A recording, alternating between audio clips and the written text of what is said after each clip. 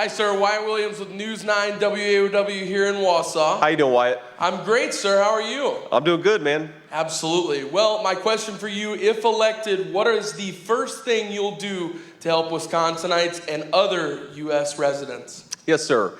Well, I think the very first, the most important and in some ways the easiest and immediate thing that we can do when Donald J. Trump takes over, because it doesn't require an act of Congress, is to really unleash American energy once again. We want to become energy dominant because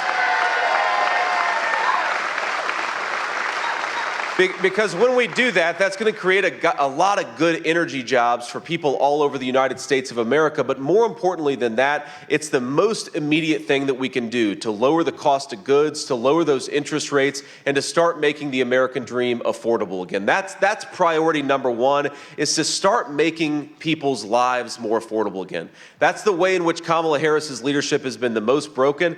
The second thing that we're going to do, and it's really an important contrast between Kamala Harris, because how are we going to get this fentanyl and how are we going to get this crime out of our country unless we have a president who's willing to support our border patrol and enforce the border again? So while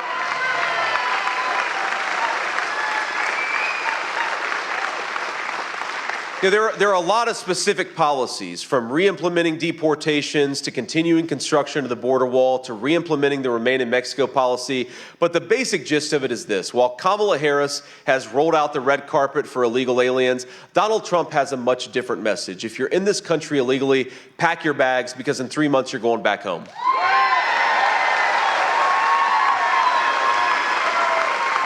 Next question. Hello, Senator Vance. Dale Ryman with WSAW here in Wausau. It's kind of a double-edged question here. You guys have obviously a lot of focus on the blue states, especially here in Wisconsin, a lot of visits. What is the path to victory for the Trump-Vance campaign if you don't win Wisconsin? And the second part of that is, have you given any thought, because if you don't win, you will remain a senator, what if the Trump-Vance campaign wins the popular vote but loses the electoral vote? What kind of a path do you see changes being made after that, if any? Well, look, first of all, we're going to win in Wisconsin. Donald Trump's going to be the president-elect of the United States. I believe that.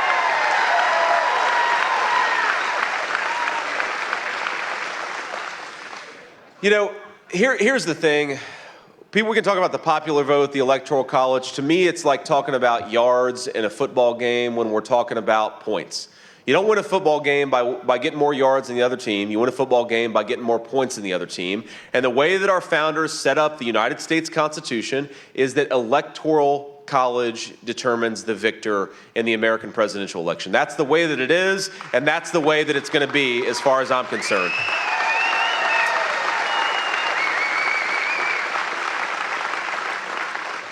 But on Wisconsin in particular, look, the reason why I feel very good about Wisconsin, it's not just because some of the early vote numbers that we're seeing. It's not just because, you know, there is, I think, some real enthusiasm that we're seeing on the ground here in Wisconsin. It's that I think people in Wisconsin are people of common sense, and they're fed up with the garbage. It's very simple. We've got in our coalition, think about this. We've got on the right, Brian Kemp, the governor of Georgia, Nikki Haley, the former UN ambassador. We've got Bobby Kennedy Jr. and Tulsi Gabbard on the left.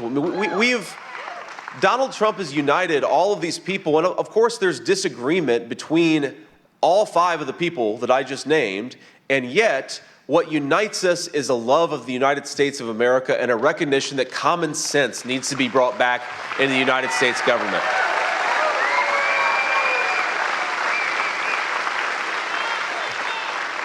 And so I'd say, look, we have a lot of paths. We have many paths, in fact, to victory, and I feel very good about where we are, but, you know, knock on wood, because I'm a little superstitious. But I think the path that is actually going to be the one that we walk is going to have us winning Wisconsin, winning Michigan, winning Pennsylvania, and really, really taking this country back in a big way. Thank you, sir. Hey, Senator Torian Small with CBS News again. Last night, obviously Speaker Johnson was there at Madison Square Garden. Former President Trump looked at him and said two policy proposals, one on addressing immigration with mass deportation through the Alien Enemies Act. The other one was a proposal to ban flag burning. Your response to that, especially considering the latter would be a breach of free speech, which you've talked about before. Well, I think that we can all recognize that there are important national symbols that are worth protecting, and I think the American flag is a national symbol that's worth protecting.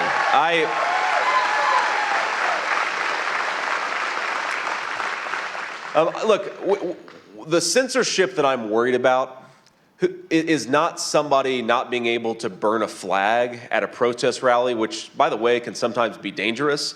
It's not just burning a flag at an American protest rally. The censorship that I really worry about is when the federal government or when big technology companies tell the people in this hangar that they're not allowed to speak their mind according to their wishes. That is the censorship that is actually a threat in the United States of America.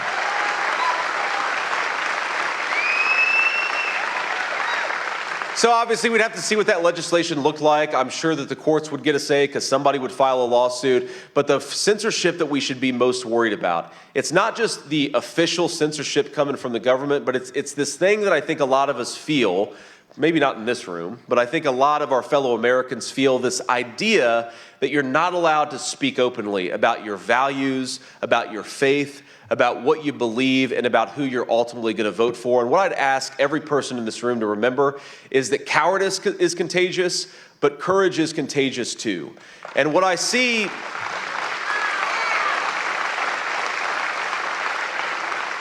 What I see, when I see a guy like Elon Musk, I've known Elon for a little while. Elon was a center-left Clinton Democrat even 5 years ago, and now he's going around doing MAGA rallies with Donald J. Trump. You know what Elon Musk was sick of? Elon Musk was sick of being told what to say and what to think in the United States of America. We believe in the First Amendment, and I think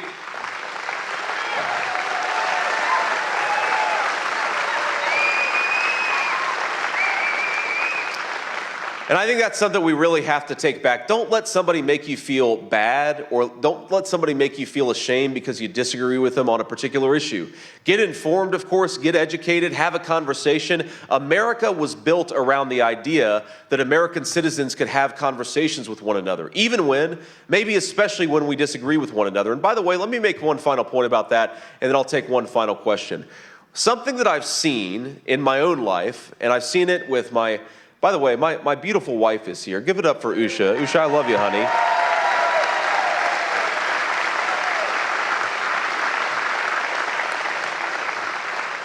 It's been really fun to do this, but it's been especially fun to do it with my best friend by my side the whole way. So we're having a good time. But something I've seen in her life, something I've seen certainly in my life, is way too many friendships have been destroyed over politics. And we got to stop doing that. And I will say, obviously, I'm a little biased. I know very few Republicans, though I do know some. I know very few Republicans who would say, I'm not going to be your friend anymore, or I'm not going to invite a family member over to Thanksgiving over politics. I know way too many Americans on the other side of the aisle who are actually destroying family relationships and friendships over politics.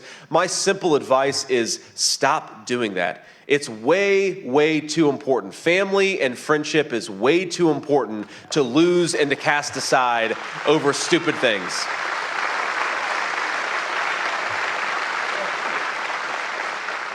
One more question. Hey there, Senator Alec Hernandez with NBC News. Speaking of Madison Square Garden, last night during the pre-program, a comedian made several racist jokes that the campaign has since distanced itself from. Another speaker called Kamala Harris the Antichrist. Another called her the devil.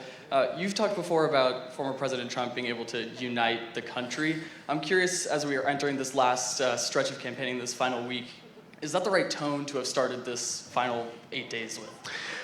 Well, first of all, I think that we've got to focus, Alec, I appreciate the question, but I think that we as a country, and I think that includes the press, it includes the Kamala Harris campaign, and it certainly includes our campaign, the way that we unite the country is to talk about the issues the American people care the most about. And what we're doing over the next 8 days is we're laser focused on how we're gonna close the border, how we're gonna make American lives more affordable again, how we're gonna bring down the cost of housing. That's what we should be talking. I think a lot of Americans are sick of the distractions and sick of the BS. They want our candidates to talk about how they're gonna solve the people's problems. And that's what we ought to do.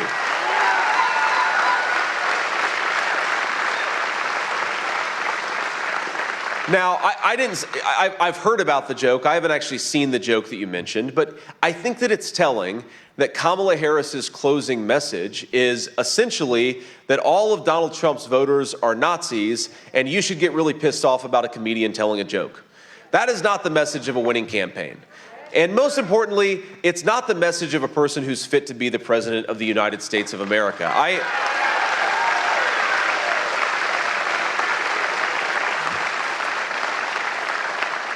And my own view on this is, look, again, I haven't seen the joke. Maybe it's a stupid racist joke, as you said. Maybe it's not. I haven't seen it. I'm not going to comment on the specifics of the joke. But I think that we have to stop getting so offended at every little thing in the United States of America. I'm so over it.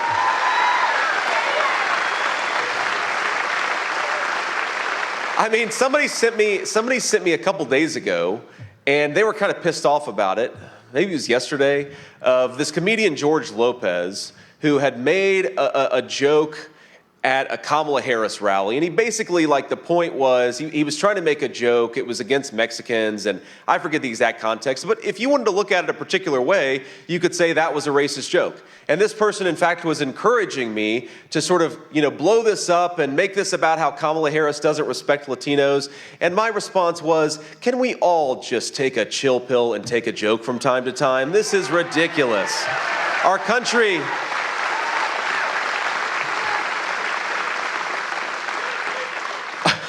Our country was built by frontiersmen who conquered the wilderness. We're not going to restore the greatness of American civilization if we get offended at every little thing. Let's have a sense of humor, and let's have a little fun, and let's go win in 8 days. God bless you all. Thank you.